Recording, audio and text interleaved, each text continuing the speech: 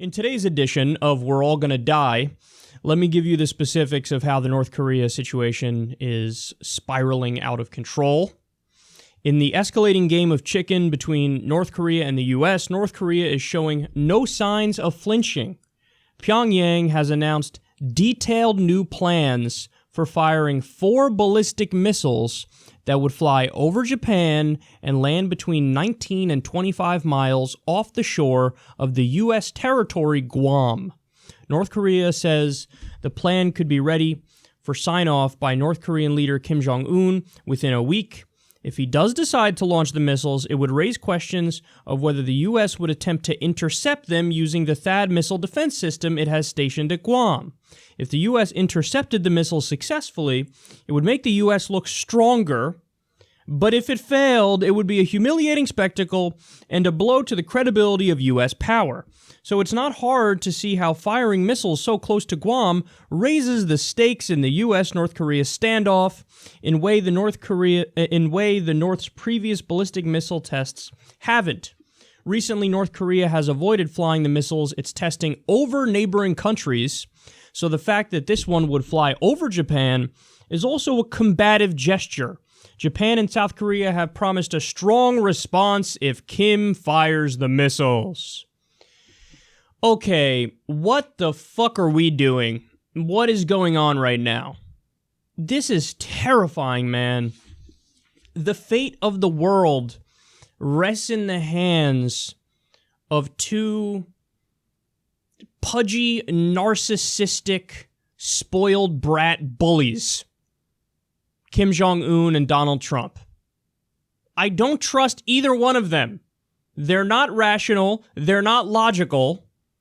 They're nothing but immensely flawed. And they're the ones who we're relying on to cool down tensions, to de-escalate us from the brink here. They're both going in the opposite direction 1,000 miles an hour. And the thought that I couldn't get out of my head yesterday is that,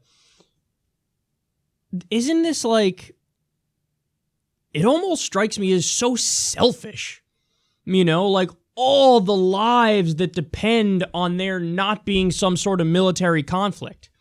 But because of the egos of these 2 idiots, we really are super close to a disastrous situation.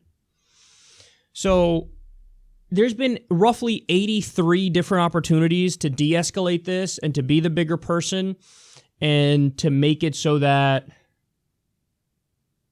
everything works out okay, at least in the sense that the situation stabilizes, and nobody's taking that path. So I discussed this in detail yesterday, but I want to mention it again here.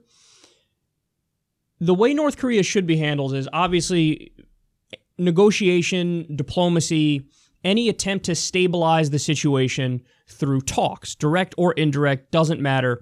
Whatever we could do to just cool everything off. Now, if that doesn't work, or if that, for whatever reason, turns out to not be effective, I have a little bit of an unconventional approach here that I don't know if I've ever heard anybody else mention this, but I think it's undoubtedly the correct move. Here's what you do. Nothing.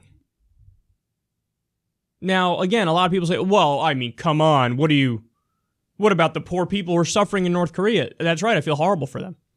But let's not pretend that that's the goal and the motive of the U.S. foreign policy. If we cared about human rights, we wouldn't arm Saudi Arabia and give them billions of dollars worth of weapons. We wouldn't do that to Israel, who's doing permanent occupation and apartheid. So we have to, right off the bat, we have to get rid of the myths. The myth that, oh my God, the U.S. is so concerned about the human rights of the people in North Korea. That's not the motive for us to, basically be escalating with North Korea. So since that's the case, well, there's nothing we're going to do to make the situation better. Even if we were to just topple the North Korean leader, what happens next? You inherit this country that was a hostage crisis. It was an authoritarian dictatorship where the head of state was a demigod all this time. They're going to view you as the ultimate evil. They already do view you as the ultimate evil, so you're not going to fucking occupy the country and fix it or whatever, nor do we want to waste the lives and the taxpayer money to do so.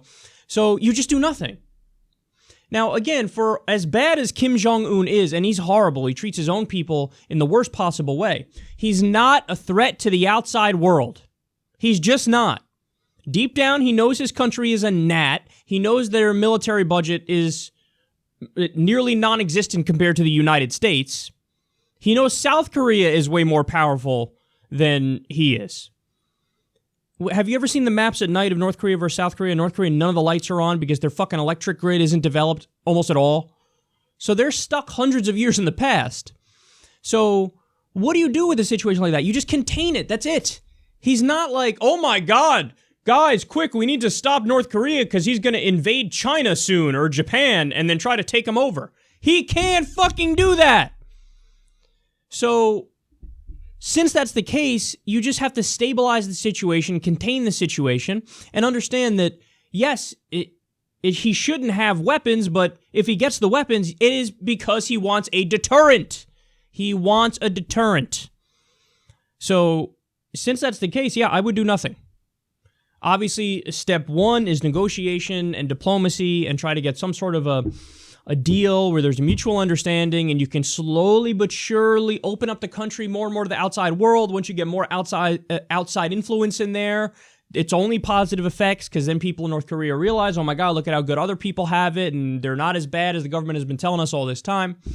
But again, in absence of that, you do nothing. Instead, they're just poking each other with sticks, prodding each other. I mean, North Korea does a missile test and the U.S. goes, oh, how dare you? What a provocation. Is it really? Is that a provocation? They have long-range missiles now. They can maybe hit California or they can hit Alaska or something. And are they going to do that unprovoked? No.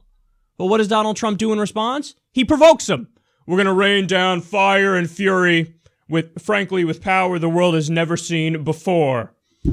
So you're saying he's aggressive and he's offensive, and you're mirroring exactly what he's doing. And by the way, we've also prodded North Korea on Twitter when Trump was actually totally unprovoked. Maybe it's time to do regime change. Maybe it's time to... Can you imagine any other country just openly musing against the U.S.? Maybe we should do regime change against the U.S. We would say that's a direct offensive threat, and we were totally in our rights to attack. So we have to back away from the brink here. Now we're getting to the point where they're like, how about we do a missile test where it flies over Japan and it lands, 20 miles away from Guam, which is a U.S. territory. By the way, why? Like, maybe we should have a conversation about that. Why? Why? I bet a lot of people listening right now didn't even know that Guam was a U.S. territory. But it is, and now it's a key player in this situation with North Korea where the U.S. president is putting the people in Guam at risk for no good goddamn reason. And, we might escalate to an actual war over Guam. I mean, it almost sounds like a punchline, right? Could you imagine? Like, it's like going to war over Guam. That's like, it feels like something somebody would say to point to, hey, wouldn't that be a stupid war? It's like going to war over Guam. That actually might happen now.